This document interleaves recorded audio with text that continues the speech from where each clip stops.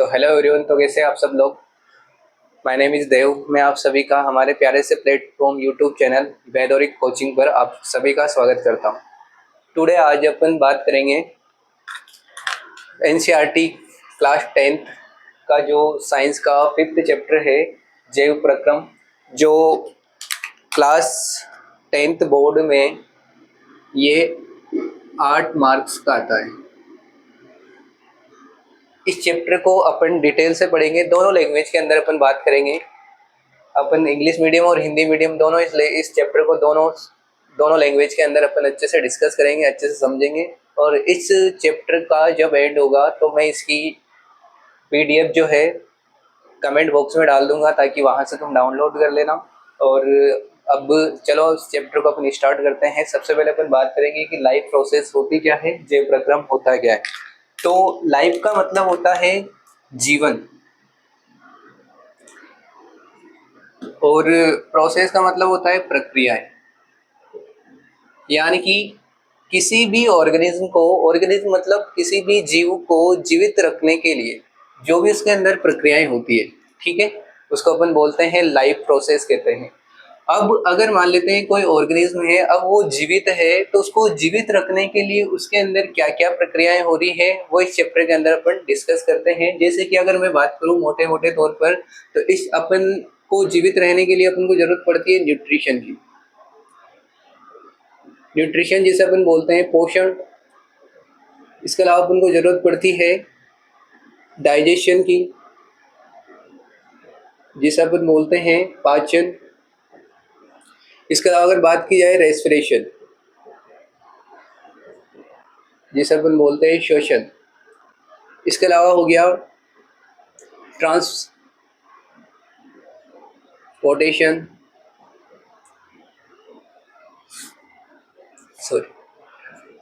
Transportation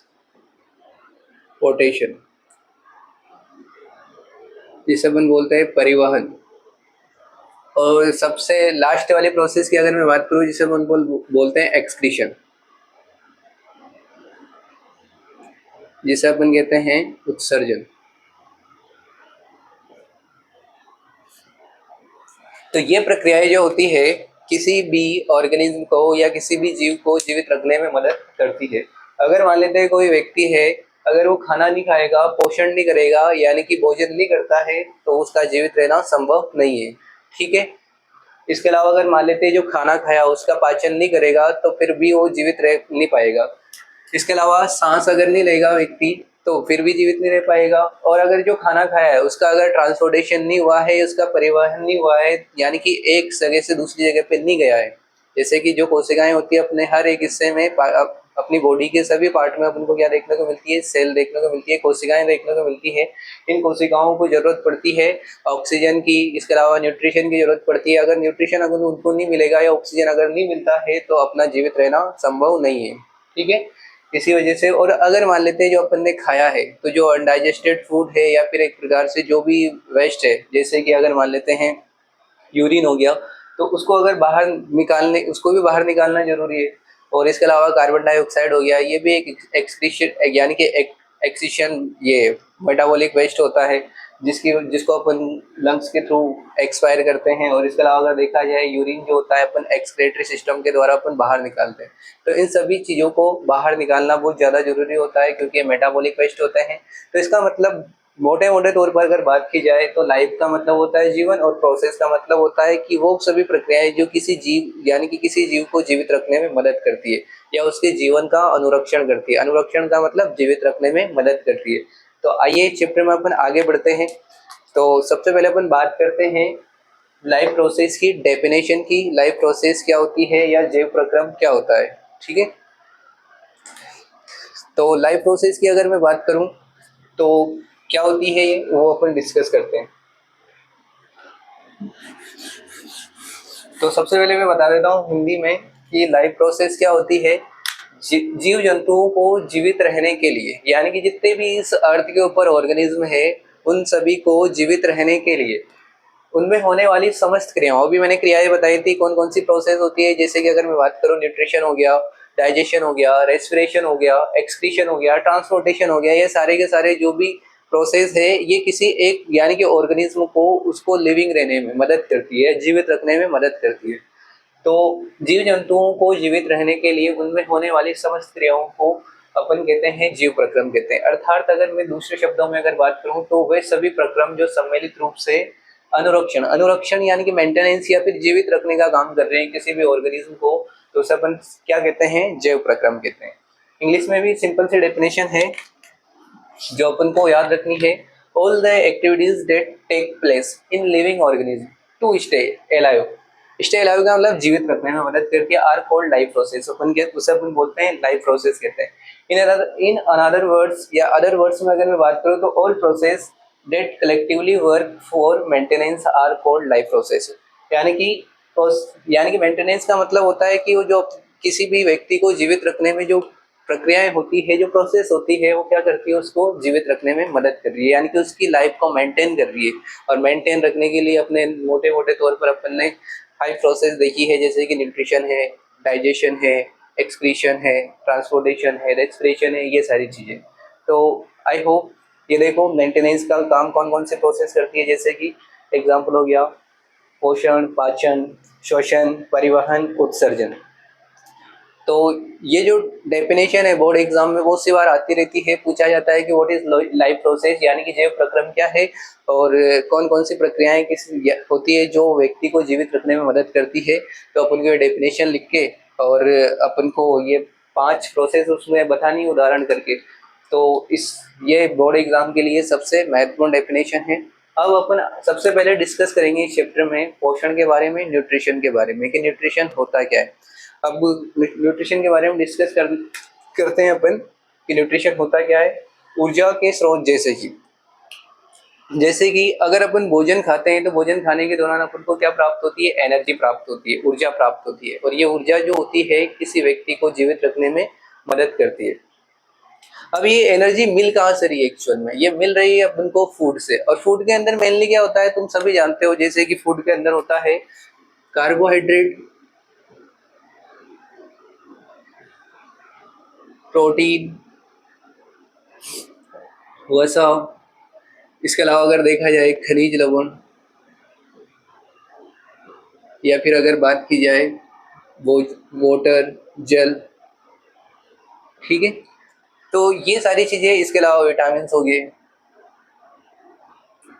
ये सारे के सारे किसके अंदर प्रेजेंट होते हैं, फूड के अंदर या भोजन के अंदर पाए जाते हैं, जैसे कि carbohydrate, protein, fat, minerals, water and vitamin. ये सारी के सारी चीजें जो होती है फूड के अंदर पाई जाती है। अब सिंपल सी बात है, पोषण का मतलब क्या होता है कि इन सभी चीजों को फूड के थ्रू अंदर लेना। फूड के अंदर ही पाए जा रहे सारे के सारे, तो फूड के थ्रू उनको अंदर लेने की जो प्रोसेस होती है उसे अपन बोलते हैं न्यूट्रिशन कहते हैं। ऊर्जा के स्रोत यानी कि सारे के सारे एनर्जी अपन को देते हैं जब अपन इसका प्रॉपर डाइजेस्ट कर लेते हैं और डाइजेस्ट करके इनको ग्लूकोज में कन्वर्ट कर देते हैं। तो ये सभी अपन को एंड में कोशिका के अंदर, सेल के अंदर ऑक्सीजन से रिएक्ट करके अपन को एनर्जी देते हैं, ठीक है। तो ऊर्जा के स्रोत जैसे कि कार्बोहाइड्रेट, प्रोटीन, वसा, खनिज लवण, विटामिन, जल आदि को कहाँ लेना, शरीर के अंदर लेने की जो प्रक्रिया होती है उसे अपन कहते हैं पोषण कहते हैं, ठीक है। जिसका उपयोग कोई भी लिविंग ऑर्गेनिज्म जो होता है, जीवित जीव जो होता है, वो क्या करता है, जीवित रहने के लिए यूज करता है या उसको एक प्रकार से काम में लेता है, ठीक है।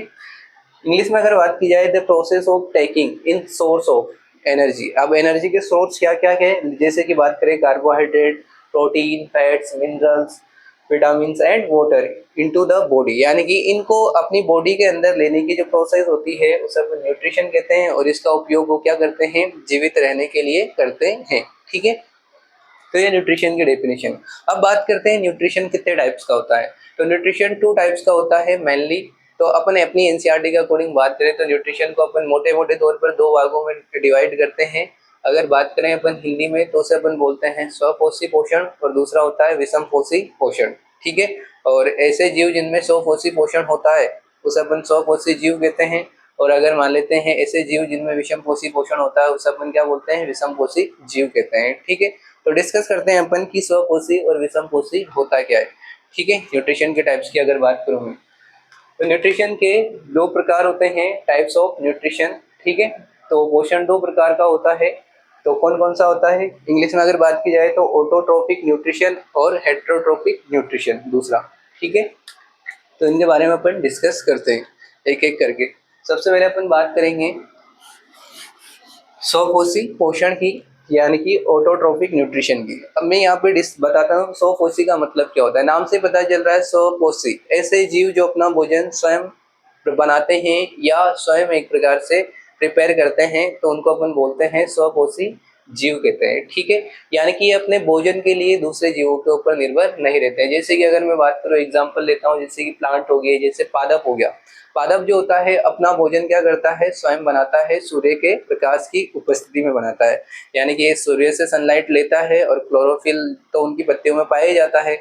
तो सूर्य का प्रकाश का यूज करके और ये इधर वाटर और कार्बन डाइऑक्साइड का यूज करके क्या कर लेता है, ग्लूकोज यानी कि C6H12O6 बना लेता है, जो एक प्रकार से इनका भोजन का स्रोत होता है। तो इसका मतलब पेड़ पौधे जो होते हैं, या फिर अगर बात की जाए ब्लू ग्रीन एल्गी जो होता है, नील हरित शैवाल जो होते हैं, ये अपना भोजन क्या करते हैं, स्वयं बनाते हैं। यानी कि इनको अपने भोजन के लिए दूसरे जीवों के ऊपर निर्भर रहने की कोई आवश्यकता नहीं है। दूसरे शब्दों में अगर बात करूं मैं, हेटेरोट्रोपिक न्यूट्रिशन या विषम पोषी पोषण क्या होता है, ऐसा पोषण जिसके अंदर जीव अपने भोजन के लिए किसके ऊपर निर्भर करते हैं, दूसरे जीवों के ऊपर निर्भर करते हैं, तो सब अपन बोलते हैं विषम पोषी पोषण कहते हैं, ठीक है। यहाँ पर जीव जो है अपना भोजन स्वयं नहीं बना रहा है, किसी दूसरे चीज के ऊपर निर्भर कर रहा है, जैसे कि प्लांट के ऊपर निर्भर करता है, ठीक है। प्लांट्स ने जो फूड बनाया है उसके ऊपर डिपेंड करता है वो। अब तुम कहोगे कि सर अपनी हमारी मम्मी तो सर ऑटोट्रोपिक होनी चाहिए, यानी कि स्वपोषी होनी चाहिए, क्योंकि वो तो अपना खाना स्वयं बनाती है, फिर अपन को खिलाती है, और अपन हो जाएंगे हेटेरोट्रोपिक या विषम पोषी, तो मम्मी तो स्वपोषी है। नहीं, ऐसा नहीं है, मम्मी भी एक प्रकार से विषम पोषी है, क्योंकि मम्मी ने जो खाना बनाया है उसको भी तो किसी ने दिया है, यानी कि प्लांट ने दिया है। जैसे कि गेहूं है, तो गेहूं भी किससे मिला अपन को, प्लांट से मिला है, यानी कि पादपों से मिला है। बस मम्मी तो उसको बना रही है, ऐसा नहीं है कि वो स्वयं बना रही है, तो उसको भी किसी ना किसी ने अनाज दिया है, यानी कि एक प्रकार से दालें दी है, जो भी दिए, यानी कि उससे वो क्या बना रही है, फूड को तैयार कर रही है, भोजन को बना रही है। तो इसका मतलब अब यानी कि जितने भी लिविंग ऑर्गेनिज्म है इस अर्थ के ऊपर, जैसे कि अगर स्पेशली इंसान हो गया, जैसे कि मनुष्य हो गए, तो जानवर हो गए, ये सारे के सारे जो होते हैं, ये क्या करते हैं, अपना भोजन स्वयं नहीं बनाते हैं, दूसरे जीवों से प्राप्त करते हैं, ठीक है। और इसके अलावा अगर देखा जाए और भी चीजें होती है, जैसे लीच हो गया, ठीक है, जू हो गया, ये भी क्या करती है, अपना भोजन स्वयं नहीं बनाती है। अपन आगे डिस्कस करते हैं एक एक के बारे में, स्वपोषी पोषण के बारे में, ठीक है। स्वपोषी पोषण क्या होता है, तो ऑटोट्रोपिक न्यूट्रिशन क्या होता है, पोषण की वह विधि जिसमें जीव सरल अकार्बनिक पदार्थों से सरल कार्बनिक भोज्य पदार्थों का निर्माण स्वयं करता है। अब तुम्हारे दिमाग में ख्याल आ रहा होगा कि सरल अकार्बनिक पदार्थ क्या होते हैं और सरल कार्बनिक पदार्थ क्या होते हैं, तो मैं तुम्हें बता देता हूँ, तुम नोट कर लेना कि सरल कार्बनिक पदार्थ क्या होते हैं। और देखो, सरल अकार्बनिक पदार्थों के अंदर क्या क्या आता है, जैसे कि इसके अंदर आएगा कार्बन डाइऑक्साइड, वाटर, इसके अलावा सूर्य का प्रकाश और क्लोरोफिल। ये सारे के सारे क्या होते हैं, अकार्बनिक, सरल अकार्बनिक पदार्थ होते हैं। अब इन्हीं को किस में कन्वर्ट किया जाएगा, सरल कार्बनिक पदार्थों में कन्वर्ट किया जाता है, ठीक है।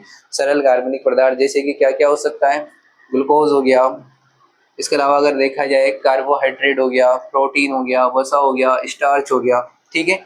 तो ये जो होते हैं क्या होते हैं, सरल सिंपल ऑर्गेनिक मैटर होते हैं, और ये क्या होते हैं, सिंपल इनऑर्गेनिक मैटर होते हैं, ठीक है।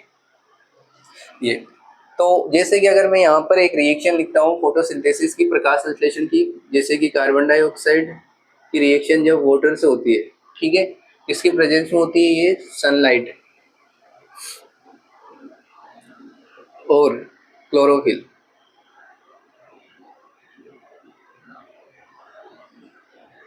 यानी कि सूर्य के प्रकाश वे, अगर बात की जाए क्लोरोफिल की प्रेजेंस में अगर कोई भी प्रोसेस हो रही है, तो ये बनाएगी C6H12O6, ठीक है, साथ में बनेगा यहाँ पे ऑक्सीजन बनती है। तो इसका मतलब देखो यहाँ पर क्या किया गया, सरल अकार्बनिक पदार्थों का यूज किया गया, ठीक है। यानी कि ये रहे सरल अकार्बनिक पदार्थ, जैसे कि कार्बन डाइऑक्साइड और वाटर, ठीक है। और इसके अलावा अगर देखा जाए सनलाइट हो गया, क्लोरोफिल हो गया, ये सारे के सारे क्या होते हैं, सरल अकार्बनिक पदार्थ होते हैं, ठीक है। अब सरल अकार्बनिक पदार्थ क्या कर रहे हैं, ये सरल कार्बनिक पदार्थों का निर्माण कर रहे हैं। जैसे कि अगर देखा जाए सरल कार्बनिक पदार्थ क्या क्या हो सकते हैं, जैसे कि कार्बोहाइड्रेट, प्रोटीन, ग्लूकोज। तो इसका मतलब यहाँ पर ये जो बना है अपना कार्बोहाइड्रेट है, या फिर इसे अपन ग्लूकोज भी कहते हैं प्यार से, ठीक है। तो सिंपल सी बात याद रखना कि सरल अकार्बनिक पदार्थों को किसमें बदला जाएगा, सरल कार्बनिक पदार्थों में अगर बदला जा रहा है, और अगर वो बदलने का काम अगर कोई जीव स्वयं कर रहा है तो उसे अपन बोलते हैं स्वपोषी बोलते हैं, ठीक है। तो आते हैं अपन वापस डेफिनेशन पे, ये नोट कर लेना, ठीक है। अभी ये वापस अभी देखेंगे कि क्या होता है ग्लाइकोजन, और इसके अलावा अगर देखा जाए स्टार्च क्या होता है वो भी अपन डिस्कस करते हैं क्योंकि इम्पोर्टेंट है। तो अभी देखते हैं अपन क्या होता है, पहले इस पर आ जाते हैं अपन। तो स्वपोषी की बात करें अपन पहले, स्वपोषी होता क्या है। तो पोषण की वह विधि जिसमें जीव सरल अकार्बनिक, ये रहे सरल अकार्बनिक पदार्थ, ठीक है, पदार्थों से किसका निर्माण करते हैं, सरल कार्बनिक पदार्थों का निर्माण स्वयं करते हैं, स्वयं बनाते हैं, तो उसे अपन बोलते हैं स्वपोषी जीव कहते हैं, ठीक है। तथा अब उनके अंदर ये जो प्रोसेस चल रही है, ये जो पोषण की प्रक्रिया चल रही है, उसे अपन बोलते हैं स्वपोषण, यानी कि पोषण की इस विधि को अपन बोलते हैं स्वपोषी पोषण कहते हैं, ठीक है। यानी कि जो खाने वाला है वो तो हो गया स्वपोषी, और उसके अंदर जो प्रक्रिया चल रही है उसे अपन क्या नाम दे देते हैं, स्वपोषी पोषण कहते हैं। नेक्स्ट इसके एग्जाम्पल की अगर मैं बात करूं, इंग्लिश में भी देख लो, the mode of nutrition in which organism make their own food, किससे बनाते हैं, सिंपल इनऑर्गेनिक मैटर को एक प्रकार से, सिंपल इनऑर्गेनिक मैटर से क्या बनाते हैं, एक प्रकार से सिंपल ऑर्गेनिक मैटर बनाते हैं, ठीक है। तो इसका मतलब सिंपल ऑर्गेनिक फूड किससे तैयार किया है उन्होंने, सिंपल इनऑर्गेनिक मटेरियल से तैयार किया है, ठीक है, और स्वयं बनाया है, तो इस वजह से हो जाएंगे ऑटोट्रोपिक। ये जो न्यूट्रिशन होगा ऑटोट्रोपिक होगा, और ऐसे जीव जो कहलाएंगे ऑटोट्रोपस कहलाएंगे, ठीक है। अब इसके एग्जाम्पल की अगर मैं बात करूं, जैसे कि सभी हरे पेड़ पौधे एवं निहरित शैवाल, ठीक है, यानी कि all green plants and blue green algae जो होते हैं, ये क्या करते हैं, अपना भोजन स्वयं बनाते हैं। इनको भोजन बनाने के लिए सूर्य के प्रकाश की आवश्यकता होती है, यानी कि ये किसी भी दूसरी चीज के ऊपर डिपेंड नहीं करते हैं, ठीक है। नेक्स्ट अपन बात करते हैं विषमपोषी पोषण क्या होता है, ठीक है। तो पोषण की वह विधि जिसमें जीव सरल अकार्बनिक पदार्थ, वापस वही सरल अकार्बनिक पदार्थों से सरल कार्बनिक पदार्थों का निर्माण क्या करते हैं, स्वयं करते हैं, ठीक है। अर्थात अपने भोजन के लिए क्या करते हैं, दूसरे जीवों के ऊपर निर्भर नहीं रहते हैं, यानी कि अपने भोजन के लिए क्या करते हैं, दूसरे जीवों के ऊपर निर्भर रहते हैं, ठीक है। विषमपोषी पोषण, तो ऐसे जीव विषमपोषी कहलाएंगे, और पोषण की ये प्रक्रिया जो होती है उनमें क्या कहलाएगी, विषमपोषी पोषण कहलाती है, ठीक है। तो the mode of nutrition in which organism do not make their own food, यानी कि अगर ये फूड अपना स्वयं नहीं बनाते हैं, ठीक है, दूसरों के ऊपर निर्भर करते हैं, ठीक है। यानी कि सिंपल ऑर्गेनिक मटेरियल से अगर मान लेते हैं बात की जाए, ये सिंपल ऑर्गेनिक मटेरियल में स्वयं कन्वर्ट नहीं करते हैं, यानी कि दूसरे की हेल्प लेते हैं या दूसरे से प्राप्त कर लेते हैं, उस अपन क्या नाम देते हैं, ऑटोट्रोपिक न्यूट्रिशन, ये हेटरोट्रोपिक न्यूट्रिशन कहते हैं। और ये ऐसे जीव जो कहलाएंगे, ऐसे ऑर्गेनिज्म जो कहलाएंगे हेटरोट्रोपिक कहलाएंगे, ठीक है, या हेटरोट्रोपस कहलाते हैं। जैसे कि एग्जांपल अगर बात की जाए, परजीवी, परजीवी मतलब अमरबेल। जैसे कि देखो, ये अमरबेल जो होती है ये क्या करती है, ये किसी प्लांट के सहारे चढ़ती है, और प्लांट के सहारे चढ़ेगी तो क्या करेगी, अपना फूड इस प्लांट से एब्जॉर्ब करेगी या इस प्लांट से लेगी, ठीक है। इसने फोटोसिंथेसिस के द्वारा जो भी फूड बनाएगा ये प्लांट, तो इसको लेने का काम कौन कर लेगी, ये अमरबेल कर लेती है, जिसे अपन कहते हैं इंग्लिश में कसकुटा, ठीक है। ऐसे जो लीच हो गया, यानी कि जू जो होगी अपने शरीर पर, ये क्या करती है, अपना भोजन स्वयं बनाती है। नेक्स्ट विषमपोषी पोषण के बाद अपन डिस्कस करते हैं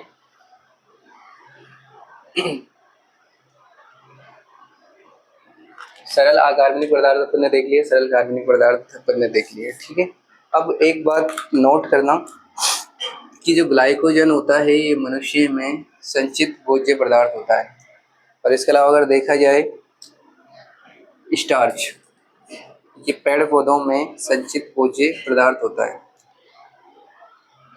यानी कि ग्लाइकोजन जो होता है ये मनुष्य के अंदर स्टोर होता है। जब मान लेते हैं किसी इंसान ने, अगर मान लेते ज़्यादा खाना खा लिया हो, ठीक है, तो वो जो भोजन है जो उसके अंदर जो वो भोजन ग्लूकोज में कन्वर्ट होगा, फिर ग्लूकोज आगे चलकर किसके रूप में स्टोर हो जाता है, ग्लाइकोजन के रूप में स्टोर हो जाता है। ठीक है, ऐसे ऐसे प्लांट की अगर बात की जाए पेड़ पौधों में, तो पेड़ पौधों में जो भोजन स्टोर होता है, ज़्यादा फूड जो होता है वो स्टार्च की फॉर्म में स्टोर होता है। चलिए अपन डिस्कस करते हैं फोटोसिंथेसिस के बारे में, प्रकाश संश्लेषण के बारे में, कि प्रकाश संश्लेषण होता क्या है और प्लांट जो होते हैं वो अपना फूड कैसे इस प्रोसेस के थ्रू प्रिपेयर करते हैं, कैसे बनाते हैं, वो इस प्रोसेस के अंदर अपन समझने का प्रयास करते हैं, यानी कि इस प्रक्रिया के अंदर अपन समझने का प्रयास करते हैं। तो प्रकाश संश्लेषण होता क्या है, फोटोसिंथेसिस क्या होता है, ये जो होती है फोटोसिंथेसिस की प्रोसेस, ये प्लांट के अंदर ग्रीन पार्ट में चलती है, यानी कि हरे भागों में चलती है। अब प्लांट के हरे भाग क्या क्या हो सकते हैं, जैसे कि लीव्स हो गया, पत्तियां हो गई, तना हो गया। ठीक है, तो जो छोटे प्लांट होते हैं उनका जो तना होता है वो ग्रीन होता है, तो उसमें भी अपन को फोटोसिंथेसिस देखने को मिलती है, और इस फोटोसिंथेसिस के थ्रू प्लांट जो होते हैं, पादप जो होते हैं, अपना भोजन तैयार कर रहे होते हैं। ठीक है, तो अब इसको डिटेल से अपन देखते हैं कि फोटोसिंथेसिस होती क्या है, अब ये कहाँ चलती है। तो स्पेशली अगर देखा जाए जो बड़े प्लांट होते हैं, बड़े पौधे होते हैं, उनके अंदर ये जो प्रोसेस होती है पत्ती के अंदर चलती है। ठीक है, जैसे कि ये पूरी की पूरी प्रोसेस जो चल रही है प्लांट के पत्तियों वाले भाग में चलती है। ठीक है, तो फोटोसिंथेसिस की प्रोसेस की अगर मैं बात करूँ तो इसकी मैं रिएक्शन लिखता हूँ कि होती क्या एक्चुअल में। जब कार्बन डाइऑक्साइड किससे क्रिया करती है, जल से क्रिया करती है, किसकी उपस्थिति में क्रिया करती है, ये सनलाइट, जिसे अपन बोलते हैं प्रकाश, सूर्य का प्रकाश। और इसके अलावा अगर देखा जाए क्लोरोफिल, क्लोरोफिल अगर सनलाइट और सूर्य के प्रकाश की उपस्थिति में कार्बन डाइऑक्साइड और वाटर का यूज करके अगर यहाँ पर C6H12O6 और साथ में बनती है यहाँ पे ऑक्सीजन गैस। ठीक है, तो ऐसे अपन बोलते हैं ग्लूकोज, या ऐसे अपन कार्बोहाइड्रेट भी कहते हैं, कार्बोहाइड्रेट। ठीक है, तो ये ग्लूकोज या कार्बोहाइड्रेट जो होता है प्लांट के अंदर स्टोरेज फूड होता है, और ये स्टोरेज फूड अगर मान लेते हैं ज़्यादा बन जाए तो फिर ये किसके रूप में स्टोर होता है, स्टार्च के फॉर्म में। ठीक है, अभी जस्ट अपन ने इससे पहले बात करी है कि अगर मान लेते हैं प्लांट के अंदर अगर ग्लूकोज अगर ज़्यादा बन जाता है तो किसके रूप में स्टोर हो जाता है, स्टार्च की फॉर्म में। लेकिन प्लांट का जो एनर्जी का सोर्स होता है वो क्या होता है, ग्लूकोज होता है। ठीक है, और ग्लूकोज इनका फूड होता है। अब ये चलता कहाँ है, ये पेड़ पौधों के हरे भागों में चलता है, ग्रीन पार्ट में चलता है। तो सिंपल सी डेफिनेशन है कि पेड़ पौधों के हरे भागों द्वारा, और हरे भाग जैसे कि पत्ती हो गया, तना हो गया, ठीक है, हरे भागों द्वारा सूर्य के प्रकाश, क्लोरोफिल की उपस्थिति में कार्बन डाइऑक्साइड और जल का उपयोग करके, ठीक है, क्या बनाना, ग्लूकोज या कार्बोहाइड्रेट बनाने की जो प्रक्रिया होती है उसे अपन बोलते हैं प्रकाश संश्लेषण कहते हैं। ठीक है, the process in which carbon dioxide और वाटर का यूज करके, ठीक है, इसकी प्रेजेंस में सनलाइट और क्लोरोफिल की प्रेजेंस में क्या बनाना, ग्लूकोज या कार्बोहाइड्रेट बनाने की जो प्रोसेस होती है उसे अपन बोलते हैं प्रकाश संश्लेषण कहते हैं या फोटोसिंथेसिस कहते हैं। ठीक है, तो सिंपल से डेफिनेशन है, पेड़ पौधों के हरे भागों द्वारा सूर्य के प्रकाश व क्लोरोफिल की उपस्थिति में कार्बन डाइऑक्साइड व जल का उपयोग करके क्या बनाना, कार्बोहाइड्रेट या ग्लूकोज भी बोलते हैं। ठीक है, बनाने की प्रक्रिया जो होती है प्रकाश संश्लेषण कहलाती है, और इस दौरान जो है एक सह उत्पाद भी बनता है। ठीक है, सह उत्पाद का नाम होता है यहाँ पे ऑक्सीजन। तो हमें पता है कि जो प्लांट्स जो होते हैं वो कार्बन डाइऑक्साइड लेते हैं और क्या छोड़ते हैं, वो ऑक्सीजन। तो इसी प्रोसेस के थ्रू छोड़ते हैं, जिसको कौन एब्जॉर्ब करता है या कौन ग्रहण करते हैं, इंसान ग्रहण करते हैं। तो इंसान ऑक्सीजन लेते हैं, कार्बन डाइऑक्साइड छोड़ते हैं, और इंसानों के द्वारा छोड़ी गई कार्बन डाइऑक्साइड जो होती है प्लांट लेते हैं, और प्लांट फिर इसको वाटर के साथ रिएक्शन करके क्या बना लेते हैं, अपना भोजन तैयार कर लेते हैं, और साथ में वापस एक गैस छोड़ते हैं जिसे अपन बोलते हैं ऑक्सीजन कहते हैं। ठीक है, तो इंग्लिश में भी सिंपल से डेफिनेशन है, और ये रिएक्शन के थ्रू अपन याद कर सकते हैं इजीली, और ये भी बोर्ड एग्जाम में आती रहती है कि फोटोसिंथेसिस क्या होता है, इसको इसकी रिएक्शन के माध्यम से समझाइए। ठीक है, नेक्स्ट बात करता हूँ मैं फोटोसिंथेसिस के लिए रॉ मटेरियल क्या होते हैं या कच्चे पदार्थ क्या होते हैं। ठीक है, अब कच्चे पदार्थ का मतलब जिससे एक प्रकार से भोजन तैयार किया जाता हो। ठीक है, भोजन बनाना हो। अब भोजन किससे बन रहा है, यहाँ पे कार्बन डाइऑक्साइड से बन रहा है, जल से बन रहा है, इसके अलावा सूर्य के प्रकाश और क्लोरोफिल से बन रहा है। तो ये इसके क्या हो जाएंगे, रॉ मटेरियल हो जाएंगे, यानी कि कच्चे पदार्थ हो जाएंगे। ठीक है, तो वो कच्चे पदार्थ अपन देख लेते हैं डायग्राम में। अब इधर देखो, तो कितने अच्छे से तरीके से बता रखा है कि कच्चे पदार्थ क्या होते हैं इसमें। ठीक है, और उनका सोर्स भी बता रखा है कि कौन कहाँ से मिलता है। ठीक है, जैसे कि मैं बात करूं, कार्बन डाइऑक्साइड कहाँ से मिलती है, वातावरण से मिलती है। ठीक है, हिंदी मीडियम वालों के लिए अगर बात की जाए तो ये कहाँ से प्राप्त होती है, वातावरण से। ठीक है, ऐसे अगर बात की जाए, वाटर जो होता है, ये वाटर कहाँ से मिलता है, फ्रॉम सॉइल, यानी कि जड़, यानी कि मिट्टी से मिलता है। और इसे कौन ग्रहण करता है, कौन एब्जॉर्ब करता है, इसकी जो जड़ें होती है प्लांट की। ठीक है, ये एब्जॉर्ब करती है सॉइल से। ठीक है, नेक्स्ट अगर बात की जाए, इधर सूर्य का प्रकाश तो मिल ही जाएगा सूर्य से। नेक्स्ट अगर बात की जाए क्लोरोफिल, जो क्लोरोफिल पाया जाता है वो किसके अंदर पाया जाता है, क्लोरोप्लास्ट में। और ये क्लोरोप्लास्ट एक्चुअल में किसके अंदर होता है, लीफ के अंदर, यानी कि पत्तियों में पाया जाता है। ठीक है, तो अगर तुमसे कोई पूछे कि क्लोरोप्लास्ट के अंदर क्या होता है, क्लोरोफिल होता है। और ये क्लोरोप्लास्ट या क्लोरोफिल इनडायरेक्टली अगर पूछे कि क्लोरोफिल किस में पाया जाता है, तो बताना पत्तियों में, या फिर लीव्स की अगर बात की जाए तो लीव्स में देखने को मिलता है। या तुमसे पूछे कि क्लोरोप्लास्ट में क्या पाया जाता है, तो क्लोरोप्लास्ट में क्या पाया जाता है, क्लोरोफिल पाया जाता है। और क्लोरोप्लास्ट किसके अंदर पाया जाएगा, है पत्तियों में पाया जाता है। ठीक है, तो ये जो होते हैं प्रकाश संश्लेषण की कच्ची सामग्री है, रॉ मटेरियल है। ठीक है, अब आगे डिस्कस करते हैं अपन प्रकाश संश्लेषण के स्टेप की। अगर बात करें अपन की प्रकाश संश्लेषण के स्टेप क्या होते हैं, प्रकाश संश्लेषण के चरण क्या होते हैं, एक्चुअल में ये जो बन रहा है कैसे क्या हो रहा होगा, वो अपन डिस्कस करते हैं।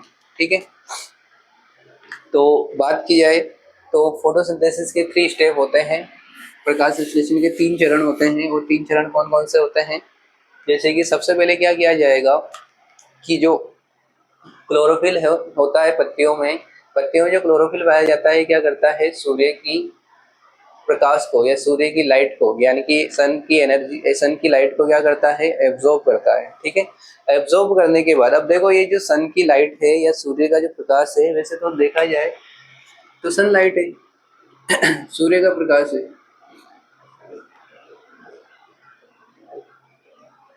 ठीक है, यानी कि मैं बोल सकता हूँ ये क्या है, प्रकाश ऊर्जा है। क्या है ये, प्रकाश ऊर्जा।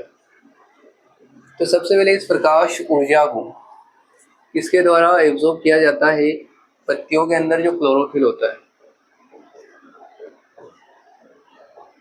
ठीक है, इसको क्या किया जाएगा, इसको अवशोषित किया जाएगा या अवशोषण करना। ठीक है, तो प्रकाश ऊर्जा को क्लोरोफिल ने सबसे पहले क्या किया, सूर्य से अगर सुबह कोई प्रकाश निकला, सूर्य से जो प्रकाश की किरणें चलती है, तो उनको जो एब्जॉर्ब करने का जो काम करती है पत्तियों में, कौन करेगा, वो क्लोरोफिल करता है। अब क्या किया जाएगा कि अब प्रकाश ऊर्जा किसके अंदर आ चुकी है, पत्ती के अंदर आ चुकी है। अब इस प्रकाश ऊर्जा को कन्वर्ट किया जाएगा रासायनिक ऊर्जा में। इसमें बदला जाएगा केमिकल एनर्जी में, रासायनिक ऊर्जा, रासायनिक ऊर्जा में बदल दिया। अब रासायनिक ऊर्जाओं में बदलने के बाद ये अपने तेवर दिखाना स्टार्ट करेगी, केमिकल एनर्जी। ठीक है, यानी कि अपना रूप दिखाना स्टार्ट करेगी, रंग बदलना स्टार्ट करेगी। यानी कि देखो, ये इसमें ये जो रासायनिक ऊर्जा होती है, ये क्या करती है, जो वाटर होता है। ठीक है, क्योंकि अपन को पता है, अभी जस्ट अपन फोटोसिंथेसिस की रिएक्शन देख के आए, कार्बन डाइऑक्साइड की रिएक्शन वाटर से करवाई, फिर यहाँ पे सनलाइट था और क्लोरोफिल था। ठीक है, तो यहाँ पे बना C6H12O6 प्लस साथ में जल, ऑक्सीजन बना। तो इसका मतलब सबसे पहले क्या किया, क्लोरोफिल ने सनलाइट को एब्जॉर्ब किया। एब्जॉर्ब करने के बाद इस प्रकाश ऊर्जा को, प्रकाश की एनर्जी को, लाइट एनर्जी को किसमें कन्वर्ट किया गया, रासायनिक ऊर्जा में, यानी कि केमिकल एनर्जी में। अब ये केमिकल एनर्जी जो होती है, ये वाटर के मॉलिक्यूल को तोड़ती है, यानी कि जल के अणु को तोड़ती है। और ये किसमें तोड़ेगी, ये 2 पार्ट्स में तोड़ेगी, वाटर के मॉलिक्यूल को हाइड्रोजन में और ऑक्सीजन में तोड़ती है। तोड़ने के बाद ये सब कुछ हो गया, तोड़ने के बाद क्या होगा, अब कार्बन डाइऑक्साइड जो है इसका किया जाएगा रिडक्शन। रिडक्शन का मतलब सिंपल सा याद रखना कि एडिशन ऑफ हाइड्रोजन। अगर मान लेते हैं किसी रिएक्शन में अगर हाइड्रोजन जुड़ रहा है तो उसका क्या हो रहा है, रिडक्शन हो रहा है। रिडक्शन हिंदी में बोले तो हाइड्रोजन का जुड़ना क्या कहलाता है, अपचयन कहलाता है। अगर ये कहीं जुड़ता हुआ नजर आ रहा है तो इसका मतलब उसका क्या हो रहा है, अपचयन हो रहा है। तो देखो यहाँ पे कार्बन डाइऑक्साइड जो है, इस कार्बन डाइऑक्साइड में इधर क्या जुड़ता हुआ नजर आया, हाइड्रोजन जुड़ता हुआ नजर आया, इसका मतलब रिडक्शन हो रहा है। ठीक है, कार्बन डाइऑक्साइड का ग्लूकोज में क्या हो रहा है, रिडक्शन हो रहा है, जिसे अपन बोलते हैं हिंदी में अपचयन हो रहा है। तो कार्बन डाइऑक्साइड का किस में अपचयन होना, ग्लूकोज में अपचयन होना। ठीक है, तो ये 3 स्टेप है जो अपन को याद रखने हैं और ये बोर्ड एग्जाम में बहुत ज्यादा इंपॉर्टेंट है। ठीक है, तो इसको अपन को याद रखना पड़ेगा। तो सबसे पहले क्या हुआ, क्लोरोफिल द्वारा सूर्य के प्रकाश को क्या किया गया, अवशोषित किया गया, सूर्य को लिया गया, सूर्य के प्रकाश को लिया गया। ठीक है, फिर उसका क्या किया गया, प्रकाश ऊर्जा को फिर किसमें कन्वर्ट किया गया, रासायनिक ऊर्जा में रूपांतरित किया गया, तथा फिर इस रासायनिक ऊर्जा ने क्या किया, जल के अणुओं का हाइड्रोजन और ऑक्सीजन में क्या कर दिया, तोड़ दिया। फिर इसके बाद क्या हुआ, जोड़ तोड़ने के बाद जो कार्बन डाइऑक्साइड थी इसका क्या हो गया, कार्बोहाइड्रेट में क्या हो गया, अपचयन हो गया। ठीक है, कार्बोहाइड्रेट बोल दो या ग्लूकोज बोल दो, एक ही बात है। ठीक है, तो ये 3 स्टेप तुम्हें याद रखना है अच्छे से। अपन ने हिंदी और इंग्लिश मीडियम में दोनों में अच्छे से बात करी है इसके बारे में। ठीक है, तो फोटोसिंथेसिस को अच्छे से याद करना कि फोटोसिंथेसिस होता क्या है। अपन ने देखा है कि ये ग्रीन पार्ट में चलता है और स्पेशली लीव्स के अंदर, पत्तियों में चलता है। ठीक है, और अगर देखा जाए तो इसके कच्ची सामग्री क्या क्या होती है, रॉ मटेरियल क्या क्या होते हैं, अपन ने देखे हैं कि क्या क्या होंगे और ये कैसे ग्लूकोज या कार्बोहाइड्रेट का फॉर्मेशन करता है और इसकी स्टेप की अपन ने बात करी है। ठीक है, तो बोर्ड एग्जाम की दृष्टि से अगर देखा जाए तो सबसे इंपॉर्टेंट टॉपिक है, तो तुम्हें याद रखना है। ठीक है, बाकी की बात अपन नेक्स्ट लेक्चर में करेंगे। Thank you.